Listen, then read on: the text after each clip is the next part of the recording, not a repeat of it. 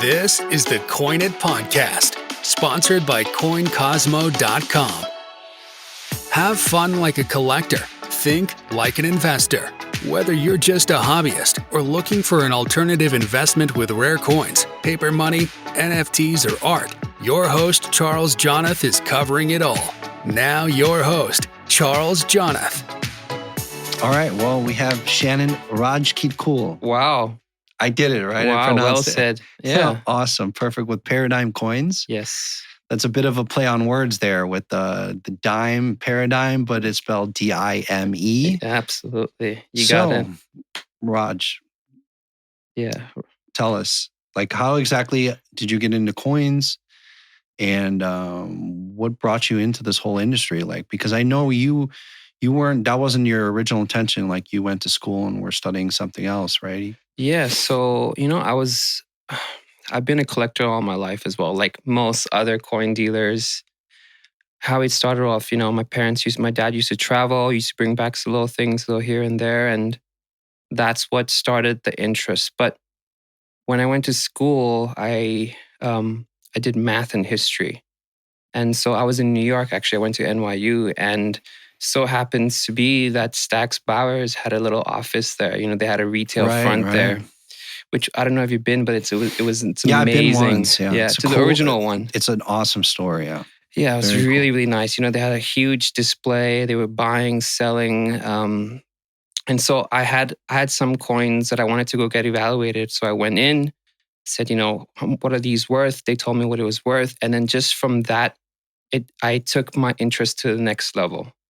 So that's how I started it. And I eventually interned with them, which then transitioned to a full-time job. So I didn't expect to, but, just walking into the store then led me to working with them. And then I ended up working with them for about 3-4 years before I went on and did my own thing. That's awesome. So what exactly did you do for Stacks? I was working the counter. So my main job was just buying. So I was just buying, rare coins. I wasn't doing too much with the bullion, but I was just buying rare coins, seeing if these are, the real dimes, if there are better dates. And we would get in amazing things. Interesting. Wow. Really, like things you would not, I would get like a Gobrick dollar, raw come in. Because it's Stacks, right? Because it's Stacks, and they've been at that location, which now no longer is, they've moved location. Right. You get that coin, then you would get like a 1856 Flying Eagle raw proof. And I would say like maybe 3 or 4. So that stuff was coming in raw? They were all coming in raw from old collections, Wow. And so many better dates. So I was exposed to these. I was buying at the level, the prices. I had to grade them, I had to send them out. So that's what my main job was for 3 or 4 years. And I was fortunate to have been, trained with some of the best people in the industry, from... That's awesome, man. Paul Nugget, Vicken, so many... I was working with Chris Napolitano, all these amazing, amazing guys. And real numismatists. Yeah, and I was there from 2011 to 2014, 15. And that was like at the tail end before there was a big transition in the Stacks team. So I was fortunate to see some of the, some of the legends, so-called legends there. That's awesome, man. Yeah. That's so like out of all that, you're getting experience. You got a great position at Stacks, learning the ropes. Yeah. Like, what makes you compelled to go out on? Like, why did you want to go? Do you go out on your own and sort of start a Paradime? Because it's a big commitment, right? Like going out on your own and trying to do it. Yeah, that's a really good question, and it's a big leap. I want to stress that it's a massive leap to go from a full-time job with a steady stream of income, going on to do your own thing. And the fact, the truth is that already from the beginning, I was already selling and buying on eBay. So I was already doing what I was doing and making a little money on this side, but it's not nearly enough to have sustained a full, sort. You're not going to get enough, you're not making enough. But I just felt, that it was something that I was interested in. And I was always an entrepreneur. I came from a family of entrepreneurs, and it wasn't as scary as it might sound like on paper. Right. And you've seen people do it before, and you felt it was just your time. Yeah. And for me, money wasn't a factor. It was more of a factor that it was something that I was interested in and I wanted to create something. Right. So for like 3-4 years, I would say I was making barely enough, to sustain a full-time income. But Right. after the fifth years, that's when, you build sort of like a customer base. You build, you understand what you are good at, what you're not good at. And Right. after that point, then it becomes financially viable where you would make, much more than you can ever would at a full-time job. Right. Right. So Yeah. there was, it's a working There's period. that point of attrition where you say, Right. Right. And for some people, it might be right away, but for me, it took 3-4 years before, Sure. it made financial sense. Definitely. Yeah. But you got to put in that time. You have to, it's like an investment in yourself, sort of. Right. Yeah. So did you find a specialty? You think you have a specific specialty in something or? Yeah. From a collector's point of view, I was obviously being spoiled with seeing some of the finest coins. Yeah. So I'm Coming obviously from drawn. stacks. Yeah, I'm obviously drawn to that. But in terms of, I think, high eye appeals, very similar to what you also deal in. I think we have some kind of similarities there. Yeah, definitely. High-end PCGS cat coins with high appeals, maybe perhaps some nice attractive toning. Between the range of maybe 5,000 to 50,000, I think is a nice little area that I like to deal in. Right. Yeah. It is. Yeah. I'm right with you. That's like sort of my comfort zone.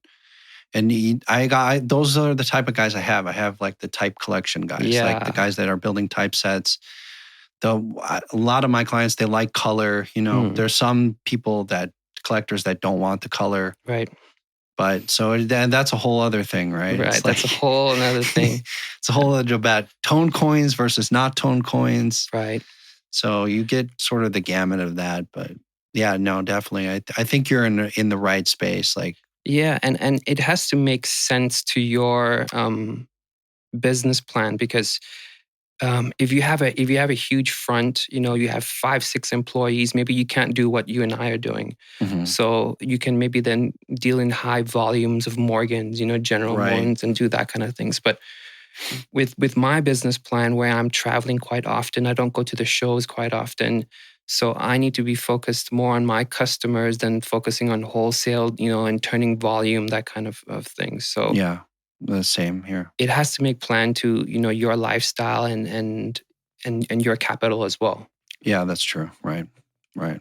How do you, for you, like, how do you deal with the inventory? Do you think you're turning like maybe ever quarterly, or is it like twice a year, or you're trying to turn? It just all depends. No, I think quarterly is a very good ballpark because 3-4 months. That's also because we do mailing lists. We do mailing lists maybe once a month, kind of mailing list, and sometimes some of our clients don't see it in the first mailing list. Maybe they'll see it in the second mailing list, or if we go for a big show, then they'll see it, on the third month. So I would say, quarterlies are usually a good kind of inventory turn. And at that point, we also want to make sure that all of our coins are fresh. We like placing these fresh coins. We like getting them graded. We like getting them cacked. We like all that kind of stuff. So after a while, like I've seen some dealers who had inventory for, maybe 3-4 years, and it's not good use of capital, really. It's really not an efficient use. No, yeah. At some point, it sort of becomes dead inventory, right? Right. Especially for a retail. Some dealers, they if you're doing wholesale, you can quickly do it. You can have a quick time on turnaround. But for some guys like me, where my main business is done online, in the e-commerce kind of model, it can be tricky if you need to weigh in, should I hold it longer or should I just sell it wholesale? So that's something also very tricky that people don't really consider. Yeah, you know what? It all depends. Like what I've noticed is it depends on who's building collections. You know what I mean? For me, at least, if someone needs doing a bit of research on the registry system and seeing like who has what and who needs these coins, that kind of gives you perspective on what's going to be, like desirable and what's going to sell right away. Because sometimes I've had that opportunity where like, oh, I know this person is going to need this coin and it comes up. I make the acquisition, boom, It's a quick sale. Yeah. That kind of thing. But I think as long as you stay with quality, Hmm.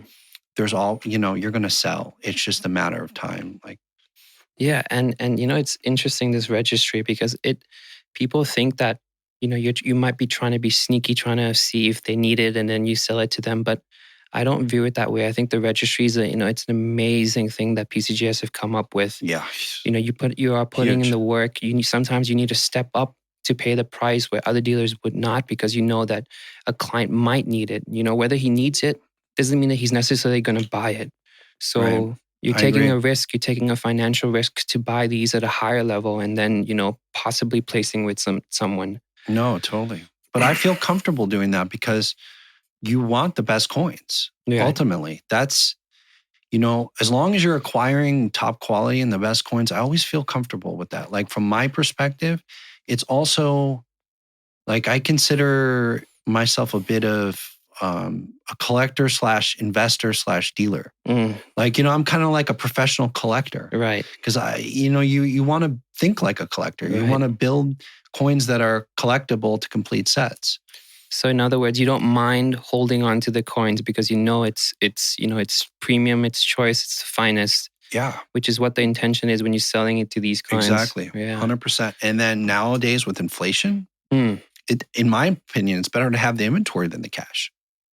Yeah, absolutely. I mean, I've seen some incredible, I think just yesterday I saw, they said that, Bitcoin went up this year like 500%.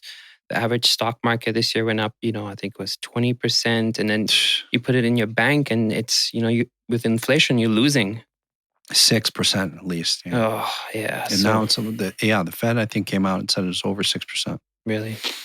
Mm-hmm. So it makes sense. You want to be actively, if you're not doing anything, it's just like you're losing. Right.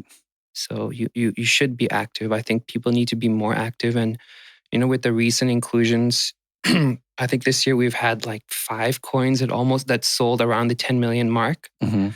$10 million, that's an incredible number. I remember when I was at Stacks in 2014 or 2013, that's when I was working with them. That's when we sold the $17.94. Right. And that was that was unbelievable news. Before that, there was nothing similar, nothing close to that. And now we have 5 coins in 1 year on the $10 million mark. So I think there's huge potential. Up there. Yeah. Really, there's huge, huge potential. Dude, I think it's just getting started. And not only that, I mean, comparatively, like if you look at coins as an asset class and you compare it against other collectibles, in my opinion, given the history and the significance of the pieces itself, it's undervalued. Yeah, and then on top of that, you have liquidity as well. Exactly. And then it's certified, it's authenticated. You go, maybe you see a painting, there is less liquidity because not only is it a matter of transportation, you can't really ship it. We can ship a coin through USPS, FedEx. It's certified, it's protected. And there you would have hundreds of buyers, for Morgan Dollar, Right. you'd have hundreds of buyers. Even $100,000 coin, you would have many, many buyers if it's the right coin. But right. So I think, it's an asset class that's undervalued, yes. And more than that, I think people are not pricing in the ease with which you can buy and sell coins. 100% liquidity. Yeah. I agree. It's just got to take time to get there and build the awareness of it and get more people into the hobby of collecting too. And not only just as a hobby that you can have fun with, but it's also an investment. Right. So, I mean, I've seen the benefits, like one of the benefits of growing up in the business. Right. It's just third generation. Yeah. So like, amazing. Now I have some clients that my grandfather was selling coins to, and I seen what happened over the course of 20 years holding this stuff. Wow. And they all made out. Wow. That's pretty cool. At the time, my grandfather probably thought like, oh yeah, we're selling them coins. But, ultimately they had the last laugh because, it all did really well for their portfolio. And now as they get older, they're more in the selling mode. Right. But even then it's hard because it's all that, they built up this savings, this financial security and letting go of that. And then some of the items are so hard to find over time. They want to leave it to their kids. Yeah. And I think that's part of the thing too, what's going on that's driving this market up is that there's so many great coins that we're probably just not going to see. I mean, look at Hansen alone, right? Like a lot of these big collectors are still holding on to stuff like top set coins that probably are not going to, come on the market for a while. Yeah, for a while. I think, yes, I agree with that. And I think another part of why coins maybe are sort of undervalued is because of the size. You can frame a Monet in your house. Mm-hmm. You can frame a Picasso, and then you can have friends over. You can talk. There's sort of like a show element to it, where you can see it. Even maybe not even for other people, even for yourself. You can go and look at it and be like, "Wow, this is my investment," as opposed to a coin. It's you have to have your microscope. You need to get your loop out. So I think if the market can somehow present these coins in a maybe with the true view behind, in a slab, or like a bigger box. I mean, I've seen some of these special holders where they're about 3-4 times the size. There needs to be some kind of change, I think, in the way we're marketing coins, just because of the size. And I think once we're able to solve this problem, maybe you have some big pictures or so something. I think presentability. Yeah, presentability, exactly. I think if we can solve that, we'll see a huge surge in new investors where they can appreciate the coin more. Interesting you say that. Yeah. That's one of the things about art is you can hang it on a wall. You really can't do that with a coin. Yeah. I would like to see my Julius Caesar, but I can't see it. I would want, there should be a history. There should be a component of, like written. And I've seen some kind of effort to it, but it's so, we're in the early stages, I think. And someone needs to go out there and figure a better solution out for this. Maybe PCGS, maybe NGC. Yeah. Well, I'm trying to kind of sort of do that with CoinCosmo.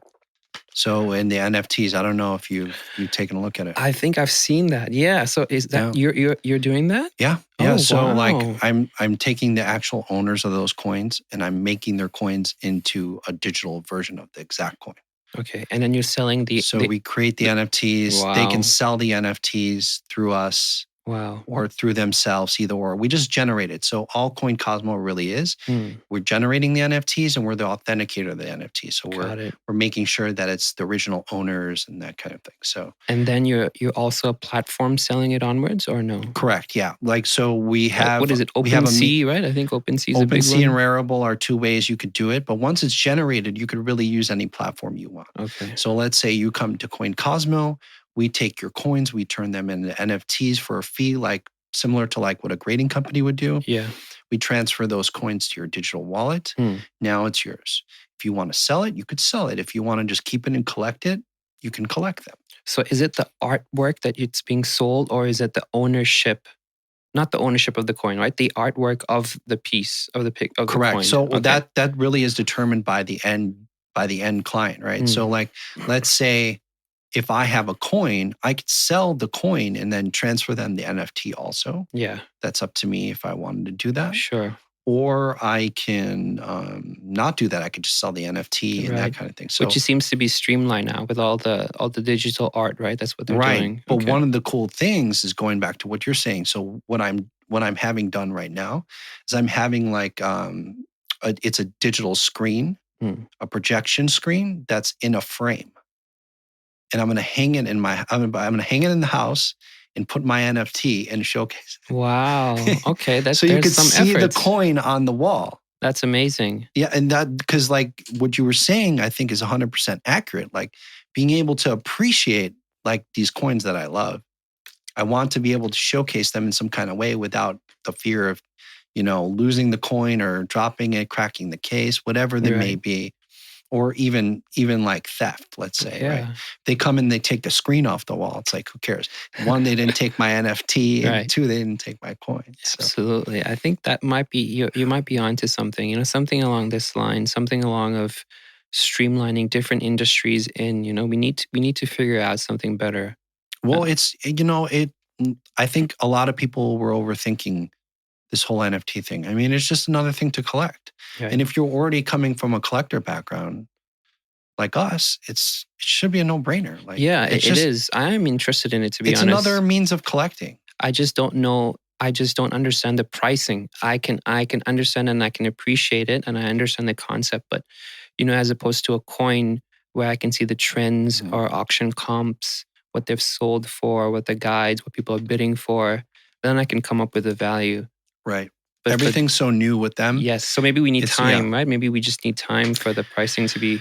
That's the more thing. clear. Like the coins we are dealing in have been collected for over 100+ years. Right. Yeah. So there's price history going back. Like, That's the beauty of our industry. yeah, it is. Tell me about it. And pedigrees, I really, that's something that I think is also underappreciated in our industry. Pedigrees. Totally. We, like in painting, in the art world, having a pedigree is everything. If you have a receipt and you have, this belonged but to this, Mhm. it belonged in this gallery, it was owned by this artist.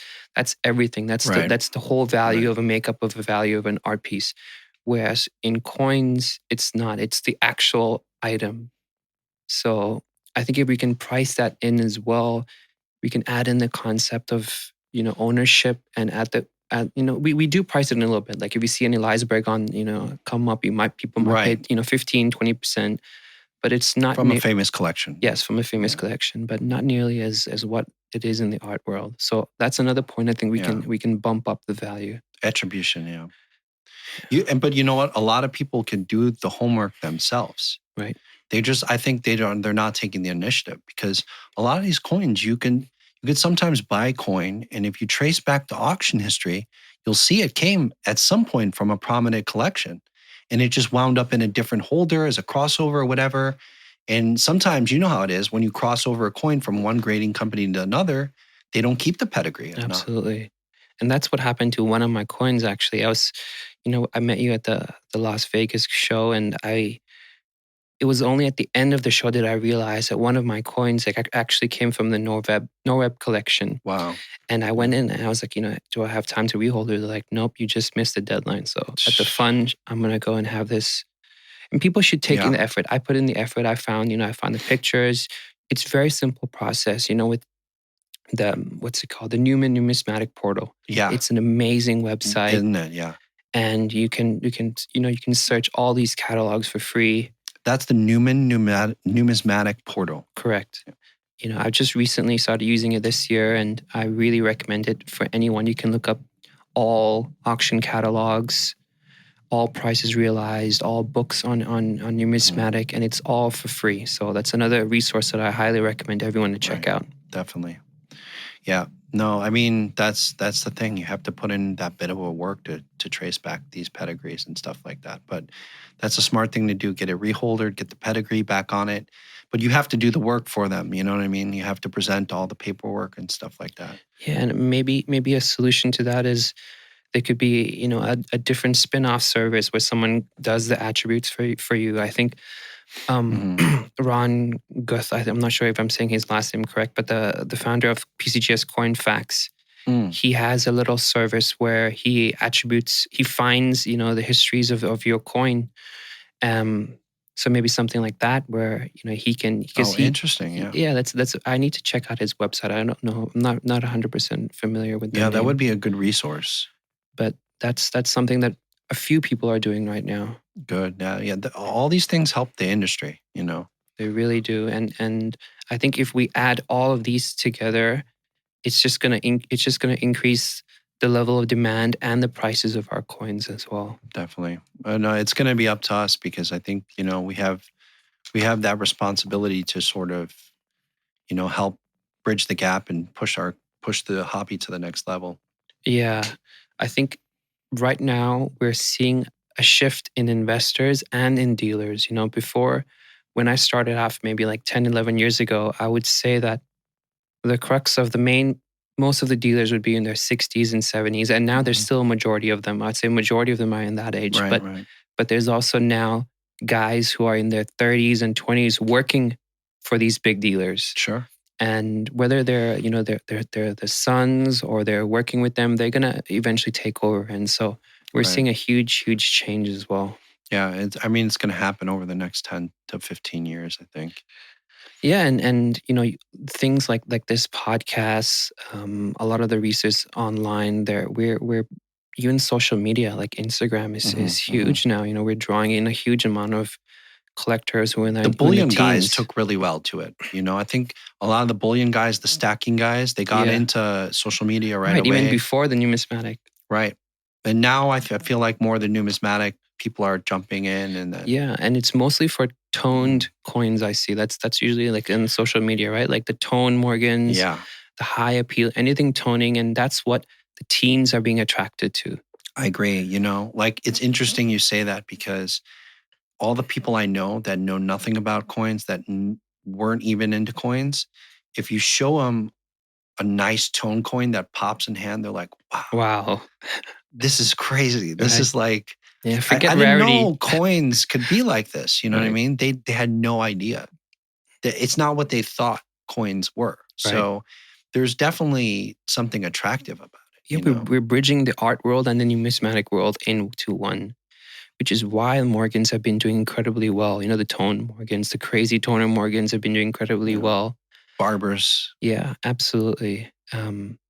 So a lot of the proof coins. A lot of the proof coins, exactly. And with the True Views out now, and they're doing such an incredible job. Yeah.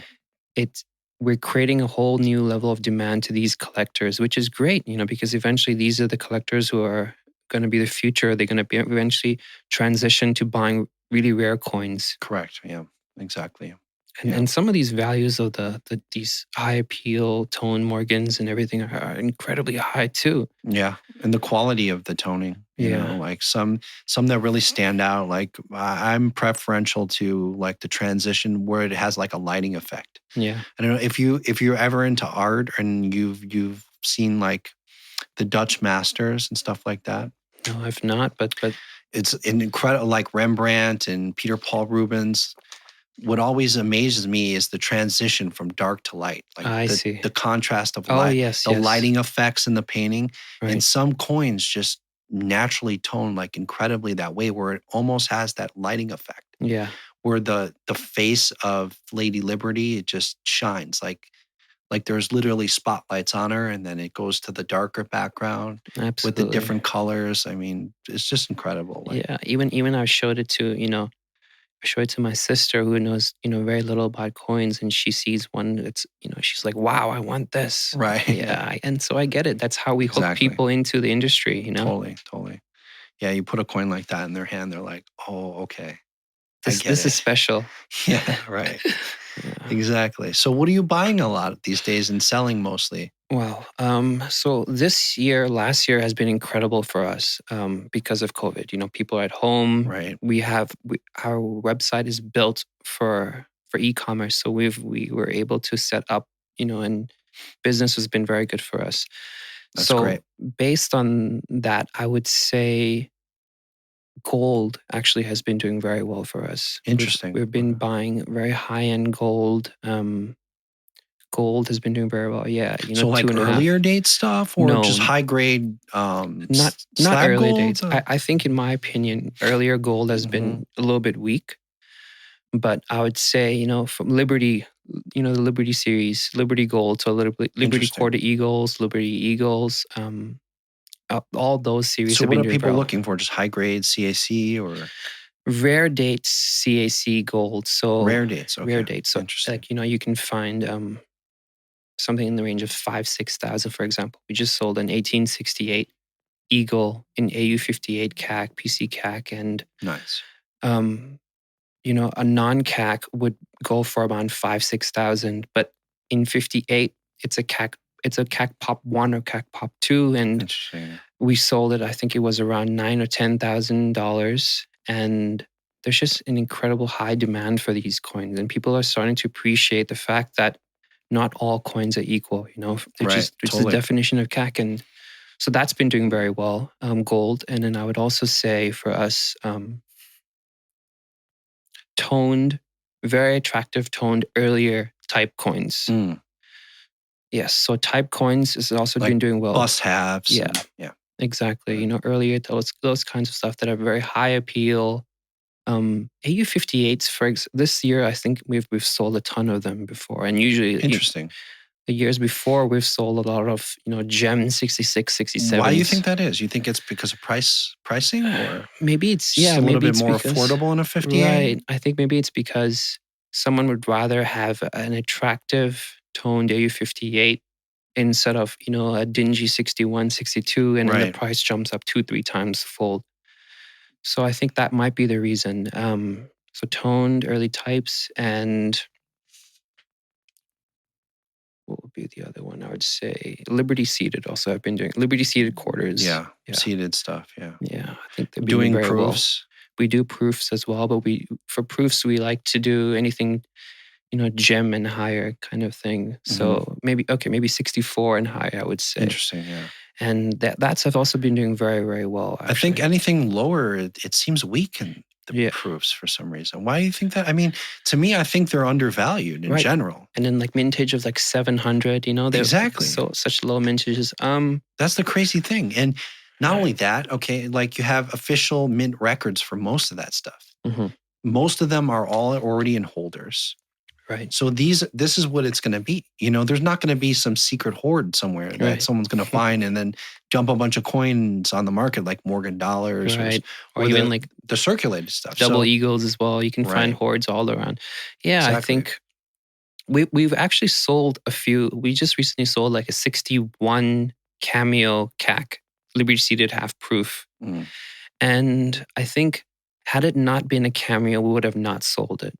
But it was just something a little bit different. And I think the reason is because if it was just a 61, proof coins, you can see the hairlines even more so than if it's a business strike. And I think that's the issue. But when it's a cameo, you see the hairlines less. So low graded, low unk 61, 62 proofs, I think it's because of the hairlines that it kind of, it almost looks like it has low eye appeal. So I would say that's probably one of the reasons why, now eye appeal is starting to take over everything. Right. Just how it shows. Yeah, just, when you photograph it, the hairlines just pop because of the surface. Well, and in an internet world, I mean, that's a lot of times you're having to sit at home, buy these coins online or bid at them in an auction when you're not actually, you don't get to actually see the lots.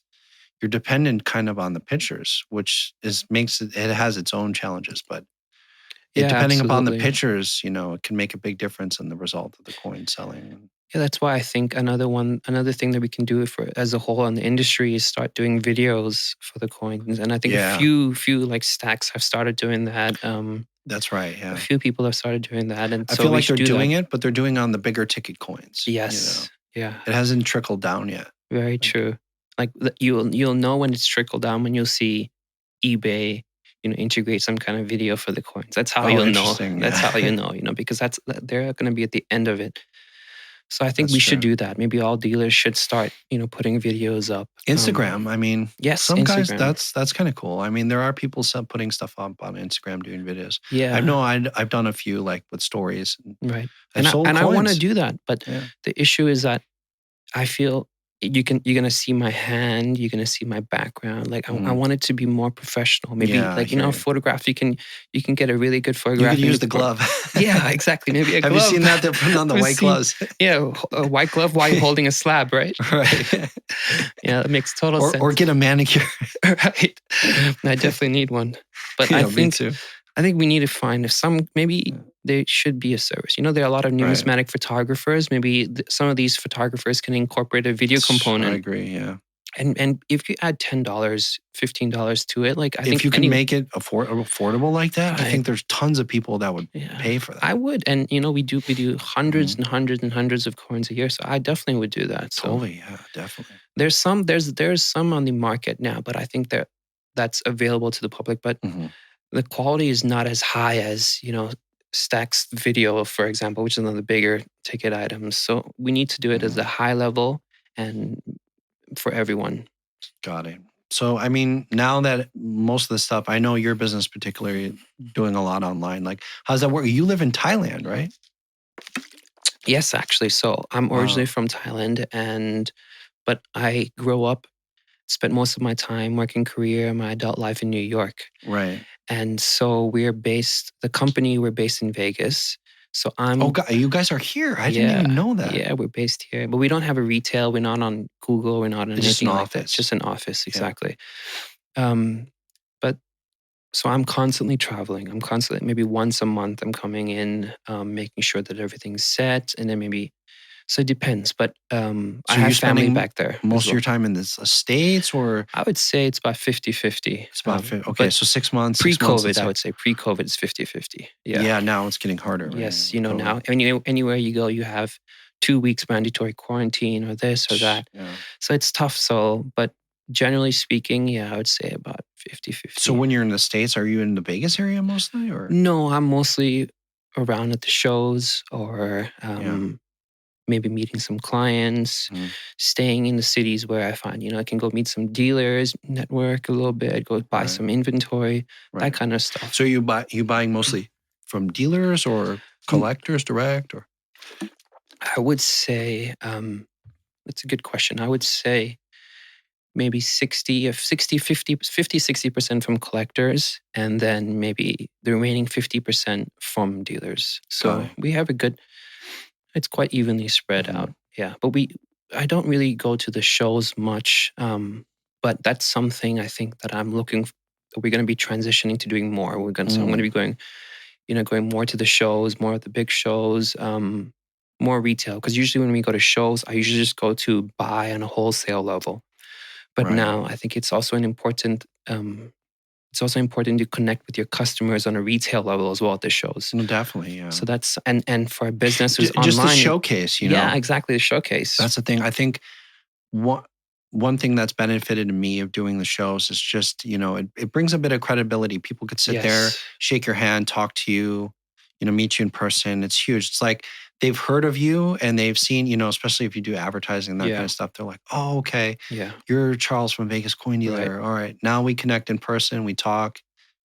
They feel comfortable and they start buying and Absolutely. selling. And the thing is that you made new clients, credibility, it's tough to quantify it in terms of number, but it's something that is important. It's very important. Oh, it's huge in our industry. It's huge. Yeah, it's unbelievable. That's why it's so important to have a good reputation. And I've worked with some people who've, maybe they've done something not as what they should do. And, in this industry, you have very little chance. Really. Yeah, Our true. industry is it's very tight knit. Yeah. It's very tight knit. If something goes wrong, someone doesn't pay, someone defaults on You're something. like excommunicated. Excommunicated, exactly. You're kicked out of the church. Which it's great, It's like that's the thing. Like there's accountability. I feel like the people know generally who to deal with, who not to deal with. Yeah, absolutely. Now, like my goal is just like raising that awareness for the end customer or the client or new people coming in. Because the worst possible thing that can happen to our industry is you get someone that's interested in building a collection or investing in rare coins. They walk into a random coin shop and it could be a disaster for them. Something that turns them off forever. Right. They're like, oh, these coin people, because in our industry, unfortunately, there's no standard of qualifications of what makes someone an expert on something or a coin dealer themselves. Right. Technically, anyone could go get a secondhand license, open up a coin shop and say, I'm buying coins. And anyone can sell anything for any price too, right? It's a free world. They can sell you something that's $100 for $10,000. Exactly. So then there are these scam guys who are online. Especially there was one guy, we used to get calls in the store a lot. There was some guy on Etsy who is selling just random change. Like a 1957 penny. Okay. That was like not even in mint condition. $5,000. Wow. And people were buying these. And then I gathered some information. And when I found, I think Etsy was allowing him to do it because he wasn't misrepresenting what it is. Oh, right. So how crazy is that? Yeah. Wow. Yeah. It's scary. I don't know. The work when you're just starting, it's very important to work with a dealer, I think, in my opinion, because they have the expertise. They could guide you if you work with the right dealer, it's so valuable. Yeah, because it's insane. I think dealers, especially who focus on wanting not a one-time, who don't want a one-time client, but a long-time client, they have your best interests. But I think now as an industry, we've become very accountable for dealers. I do think that, but I think we should also start focusing on customers. Right. Because there are tons of negative, bad clients out there too. Not that, we've been very fortunate that we've only dealt with great customers. Right. But from the stories that I've heard from other dealers, there's some who scam as well, on the other flip side. So yeah, there that's should crazy. also I've heard be, of stuff too. yeah, there should be some accountability for that as well. And I think now, that's the thing, there's so many dealer groups with social media and so many dealer groups. Yeah. And if someone does something wrong, we're Dealers gonna helping dealers, right? dealers helping dealers. Yeah, we're gonna Yeah. post it. We know that one. It's a face group. Yeah, exactly. It's a by the way, Facebook yeah. group Facebook group. Yeah. by Roundtable. And if someone does something, that's clearly know it's wrong, it's a scam. Like 1,000 top dealers who represent maybe 90% of the market, Mhm. they're not going to allow you to work with them, and then that's it. You're done. Right. So I think that's important, and we're doing that now. But the customers and the end users need to be aware of that. Once they're aware of that, they're going to be scared, and they're going to be held to a higher standard. Yeah, I agree. No, it helps out tremendously. It's just little stuff like that coming up over time, and it's already happening. It's going to get there. I feel like that's happening, so that's a good thing for us. Yeah, and make it allows you to be more confident in who you're selling to, who you're going to be working with, and it's less stressful. It makes the industry more enjoyable as well. Ultimately, Totally, yeah. people who enter the coin industries are not there looking to become a billionaire. You're not going to become a billionaire. Exactly. I can promise you that there are billionaires in it, but they didn't start off in coins. They're not billionaires because of coins. Yeah, very very few. I think maybe like one or two. Maybe the founders of Heritage. Exactly, right? The founders of these guys. Yeah, exactly. So aside, sure. or like At the end of the day, PCS, it's a hobby, right? NGC, yeah. Aside from that, so it's important to make it as as a pleasant transaction as possible. Yeah, and I agree. That should be.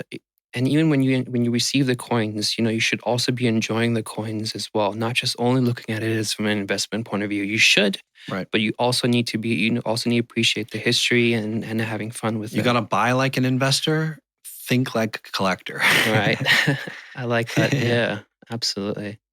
Yeah, for sure. No, it's at the end of the day, it's about you got to have fun with it because it is a hobby. You have to enjoy it. They're meant to be enjoyed. I mean, there's incredible coins out there, and putting together a collection is an enjoyable experience. Yeah. And if you work with the right person and you buy right, you think about it smart. You look at the numbers. You work with a dealer who's honest, who's got good connections in the business. You're gonna have. Not only will you be able to make money and fight off inflation, but you'll also have fun. And that's. And there's some great huge. dealers out there. Whether it doesn't have to be us. Yeah. There's some amazing dealers out there whom I also buy from, whom I also sell to, and 100%. they're great out there. There's so many top dealers, and everyone's style is different. You might That's true. if you maybe you like a more blunt dealer, you can go work with him. If you're a blunt person, you can go work with certain kinds of people. If you would like someone who wants to go back and forth talking about the history, you can find a history buff. Right. There's so many different kinds and of based dealers. on type too. Some people specialize in a certain type. Yeah, if gold, you can go to the gold dealer and everything. Right. And some people like the finest. You can work on the finest. And because of that, I would say Paradime Coins taste. We also evolve. So, like for example, past 2 years, we've been focusing on the finest type. We've sold one of the finest silver dollars in MS67 PCGS. We've also sold in 1869 $20 in 66, which is like one of the finest type 2s. But then this year we've switched it up a little bit to focusing on gold and high eye appeal and toned and PCGS CAG coins. So it's also important to see that maybe sometimes not everyone wants to be stuck on gold for 5 years straight, but you also want to vary. You can also switch, and so it's that there are options out there. There are definitely a lot of. So, what options. do you see in the market these days? I mean, it's getting kind of crazy, right? And I think everything is relative. So, for example, it's crazy to us when we're only looking at it, but then when you're comparing it to, the crypto market, then I feel, oh, you know what? Our market's very stable. That's true. So Price has gone up, but they haven't gone up that dramatically, right? right. Yeah. And the price has gone up really. Like even for us, I would say like as a whole, everything has gone up by maybe like 15-20%. Yeah, I was going to say the same. Yeah. Very, very good. And because a lot of my clients that bought over the last 2 years, they've seen about 20% appreciation. Yeah. And even if some of them have like auction records like 2 years ago, and people will still buy up now, and that's a great thing, because we're showing that customers are starting to understand, that auction results are one factors. No, definitely. And just like price guide is one factor. So yeah, I like how we're doing. I like how we're performing. Private sale market somewhere in between, I think. Yes. Yeah. It all depends. Yeah, it really all depends because someone might need something and they might step up, or someone might not. But I feel like those top pop coins, they're very competitive. People are going to be out there to get them fierce. Yeah, especially these 6 figures coins now. Yeah, they're going very, very strong.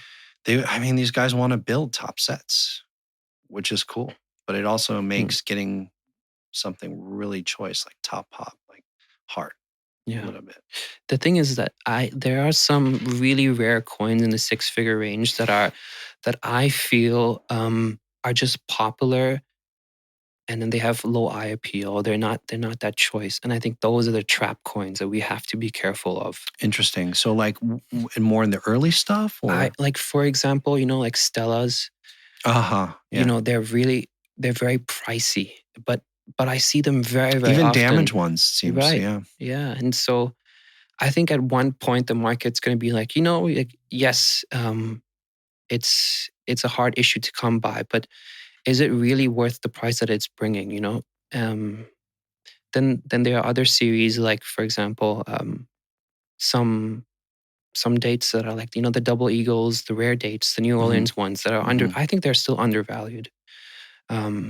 So there's a lot of things we should be aware of that I think only a dealer will be able to tell you that this is valued, this is undervalued. Right. Well, you know what? I wanted to get your opinion on. What do you think of Colonials? Because oh wow, yeah, it seems like an interesting opportunity there. I like those coins. To me, the history alone is appealing. But the grading seems to be one, a little bit all over the place. And two, I don't think there's any big registry people building sets. So I think like for some reason, sort of the pricing just hasn't kept up to speed as like with the rest of them. And then this is a great point because it might be a good buying opportunity if someone wants to step in and specialize in Colonials. Right. I think there are a lot of collectors out there for Colonials, and these collectors, some of them are smarter than dealers who deal in Colonials. You have to be, right? Yeah, because these Colonial collectors, they know exactly, what numbers, what the R numbers are and everything. And I think one of the reasons definitely the case for patterns. Yeah. Definitely. I think one of the reasons why Colonials isn't as popular as some of the other series is because of the quality of the coins. You might get a coin that's in XF45, and they're 2 coins of the same date, same issue, but they're vastly different. That's because the materials were so different. So I think the quality of the coins, number one, is vastly different from one to the other. And then number 2, a lot of these have small, minute varieties that make it incredibly more rare than the other ones. Right. And there's hundreds and hundreds of them.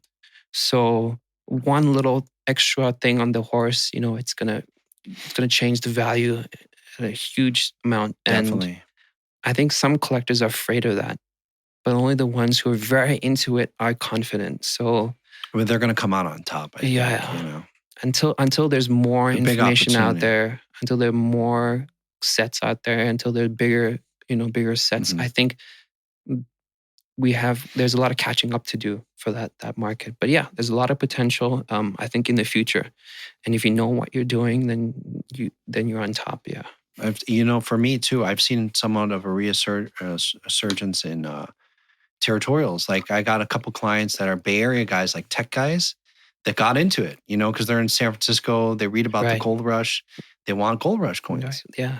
So you never know. It's like weird. Like things could pop out of nowhere. Right. and- I like Territorial. I think Me too, Territorial, yeah. I really like them. I think it's has a lot of cool history, and some of them you can find with nice toning. And I've always loved toning on gold. Toned Interesting you say goals. that. I do too, but a Right. lot of people don't for some reason. Really? Yeah. I've heard that. I mean, a lot of people I talk to gold is like they love toning unless it's gold. Then it seems they look at toning like I know people that have looked at toning on gold as a negative. Wow. I think maybe, yeah. And I was surprised by that because like red spotting, okay.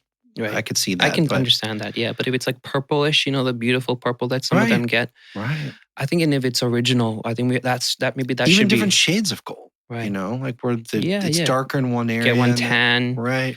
Mm-hmm. I think that there's something there. But yeah, Territorial, I think I love the issue. I think it's got a lot of potential as well. And people are starting to appreciate that as well. I think that's a great issue as well. Interesting. I was curious. Do you guys do any business in Thailand, or is there any interest there? No. In U.S. stuff. Or? We have a few big U.S. dealers and a few big U.S. collectors who've retired in Thailand that I've met a few times. But no business there. I mean, I've bought. If there's any business there and then any local auction, I've bought it. Really. But as a whole, there's not much there. It's not like people. You're like the coin market maker. Yeah. Like if a trade dollar came up, I would be buying it. But there's nothing there, to be honest. Yeah. Not even Thai coins or foreign or. I think Thai coins, no. Thai coins is famous for bullet money, by the way, which it's basically a bullet that they counter stamped on as, with like the emblem, the royal emblem. And that's like the money back in the days, 200-300 years ago. So they call it bullet money. And that's a very cool series and people love that as well. But I don't. Can you find it there? Or? You can find it there. But the issue with that is that it's a collector's market and there's not much. There's no growth for investment in terms of Thai coins, in my opinion. It's too small. Yeah, it's too small. Whereas the Chinese market, I think there's a huge investment point of view there. You can. There's a lot more margin. There's a lot more money there. PCS has got a price guide on Chinese coins, right? Yeah, they're expanding. I've seen some of the pictures of some of the shows that they've been setting up. It looks much better than the shows here. If you've seen it, the Hong Kong show's huge. Yeah. I've been to one or two of the Hong Kong shows, and it's very active, very strong market, a lot of potential. And I think that the solution is that all the collectors eventually should start looking at other countries as well. You think, yeah? I think once outside we do the that, US. outside the US, once we start doing that, once investors, if you look at a George V, or once we start looking at the market as one. Because Monet, Picasso, these guys, you don't section it off by countries. Right. You don't section art off by countries. Why do we section off numismatics by countries? Why do we do that? You're right. I think if we broaden our mind a little bit and start just buying the top. It's the art of minting coins. Right. I mean, yeah. We just get the rarest. You get the finest Monet. You get the finest Picassos. You get, from different countries. There's incredible British coins. Some really nice early proofs that they did, and they're big sized. There's a lot of history. Scale, yeah. And I really do like that. I think that's another great market. English coins. I think a lot of people are afraid of it though, because then it's like, if you're here in the States, the main thing that's happening here is the U.S. market. Yes. So it's hard. Like do you be aggressive in buying that stuff when you can't really, you don't have clients for it, or you can't, the resale on it here in America is not. I feel like those coins you have to take to Europe. In Germany is a big market for that stuff, I think. Yeah, I think the dealers will have to start buying that. And then they can start offering it to their clients. And clients will have to start buying that. And so once all the US dealers start having a little bit, then I think we can expand, we can increase the liquidity as a whole. Like I want to be able to sell my rare US coin in the UK and vice versa. I think that then it's going to be really cross. And I guess that's one of the real big difference of the art market, isn't it? Like you can sell It's across the. It doesn't matter where right, it comes exactly. from. You can sell it to a Japanese guy, even though we do Right. sell some of our U.S. coins overseas to some of these investors, but I think it's not the same. Well, coins tend to be from countries, and art is in styles like eras and specific, like whether it's abstract, right? But we can also define that. Maybe we can just have to redefine it. Maybe we can say, bus type, right? There's bus types, or like the dollar size, like the taler. We can also categorize it. There's a lot of history to that coin. I mean, that's what we named the dollar after. Yes. Yeah. So and they're pretty much they're almost the same size. So yeah. We should be able to do that. We can do gold, gold and all a certain size. We can do it by size. I think size would be able to do something, or by, whether it's gold or silver or copper, and we can do more typesets across, the countries. So that's another huge what market. I think is a big thing, if you look at PCGS and what they did with the registry set system, yes, but they're lacking in the world side. Oh, really? Maybe what the world needs here in the US is a good registry system. So you can organize collections and you can build them properly. Yeah. So if you wanted to collect dollars, you could and put them in your registry set. Yeah, I've seen the set registries in the world, but you're right. There's only like very few people who are using it. I think NGC tries. They tend to be better, I think, with foreign coins. Right. But just the aesthetics of the website and the ease of use, and it's just not on par, Yeah, I'm looking forward. I hope this is something that can be changed and worked on, and it would be really interesting to see really like a cross-border coin market. That would be really, really interesting. And I think I agree. That will bring in big dollar investors when they know that, okay, I don't have to just keep it in the US. One thing, yeah. Right. No, definitely. It's huge. It's huge for that. And another thing too, you got to think about investment appeal. What I always really liked about coins is like, look at the big ticket coins, like that you were referring to the sale you've seen, the $94. I think it sold for, at the time, about $10 million. Yeah. Here's 10 million that you could literally put into something you could fit inside your pocket. Yeah. So people talk about Bitcoin and the ease of transferability and like that. One, you pay big fees, right? Sure. But at the same time, like, think about it. Like, you could put $10 million in your pocket. That's very true. And just walk on a plane and be anywhere in the world. Yeah, absolutely. That's a very, very good point. And it's safe and secured as well. You can't do that with a piece of art, And it's very difficult to steal a $1794, Well, you'd have to know what it was. I mean, you could be inconspicuous just walking around with that in your pocket. But even if someone did know and someone did steal, everyone will be able to you're not going to be able to sell that coin because everyone's going to know that it's stolen. Whereas if you just carried a Bitcoin wallet and someone took it and you knew the code, and that's gone. It's gone forever. Yeah, but here, everyone who's going to be a buyer will know that 1794 is stolen, and you're never going to be able to sell that. Yeah, you're done. Yeah, that's true. Exactly. So there are these things, like it's all a matter of coming together and just raising more awareness, and then I think our market will expand. But overall, what should be taken from that is that there's big opportunities. There needs to be people to come in, step up, and to take it to that next level. And there's a lot of opportunities. I feel like people need to come in and start participating in the coin market.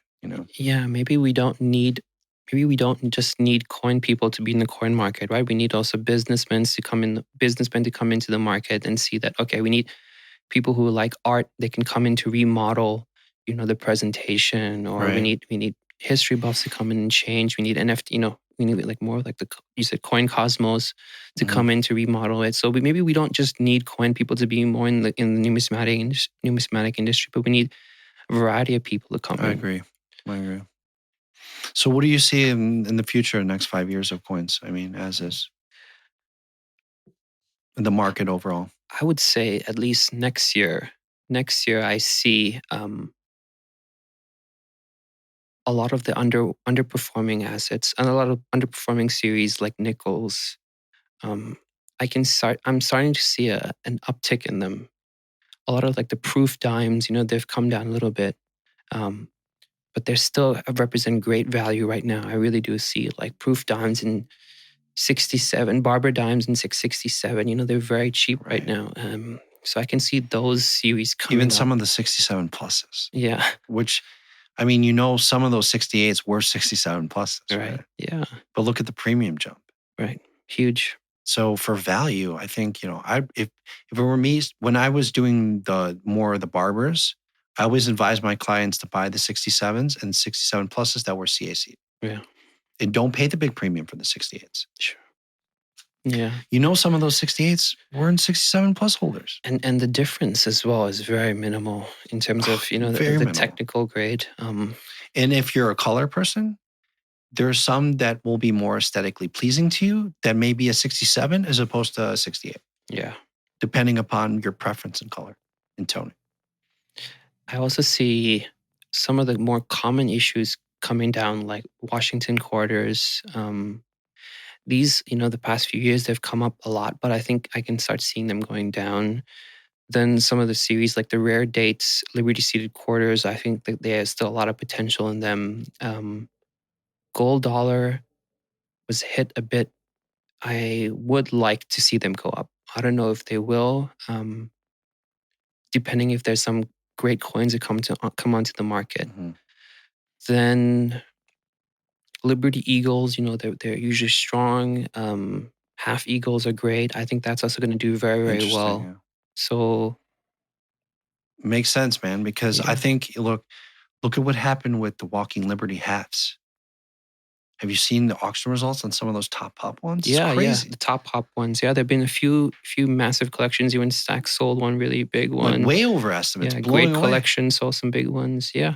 40, 50,000. Right. Dude, it's crazy. And those are just like 60, 70 years old. Right. Some of them. Yeah. I would have never thought that. Like, yeah. Honestly, I had there's a lot of registry cassette collectors for these guys. I'm quite surprised. Yeah, I think it's the design's very beautiful. It's a great series. It's not that long, but for being a newer series, like relatively not that old, right?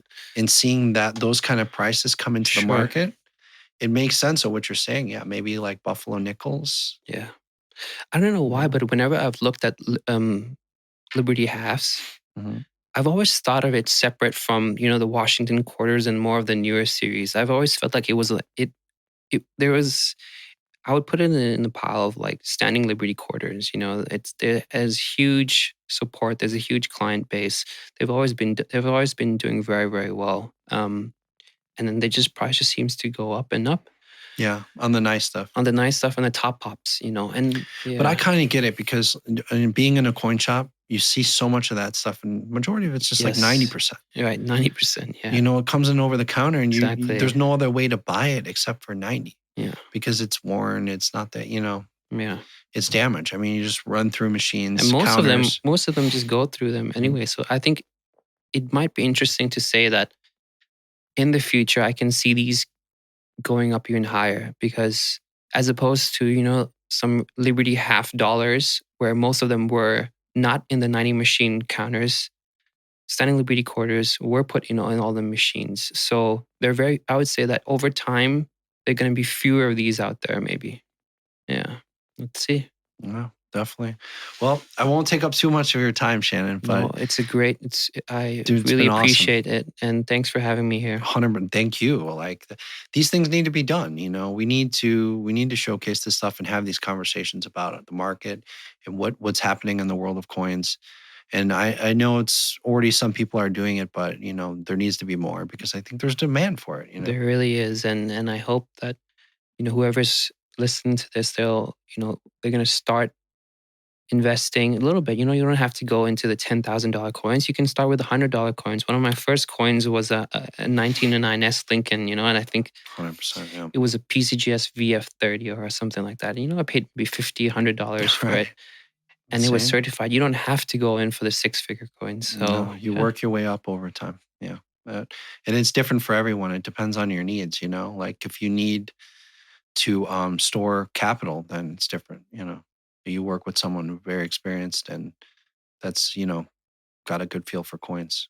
Yeah, absolutely. And then the only last thing I would say is that not all coin dealers are equal, and some coin dealers are pure numismatists, whereas Correct. some coin dealers also have finance background. Like us. Yeah, exactly, like us. So it's important to also weigh that in when you're making a decision of who you Right. work with. Depending on your needs. Yeah, depending on your needs. There's depends on your some needs. collectors, like Doug Winter, who are great. They know what they're doing. They're very, very smart, and Totally. Yeah. so it's important to pick and choose the best ones. Definitely. Well, it was awesome having you, Shannon Rajkitkul from Yes. Paradime Coins. Paradime You could find them Coins. online. How can we find you online, Shannon? So ParadimeCoins.com is our website, and on all social media, it's just Paradime Coins, at Paradime Coins. For Facebook.com/Paradime Coins, Instagram.com/Paradime Coins. Awesome. Great. Yeah, thank you. Well, thanks Thank for you, having me. Charles. Appreciate it. Pleasure.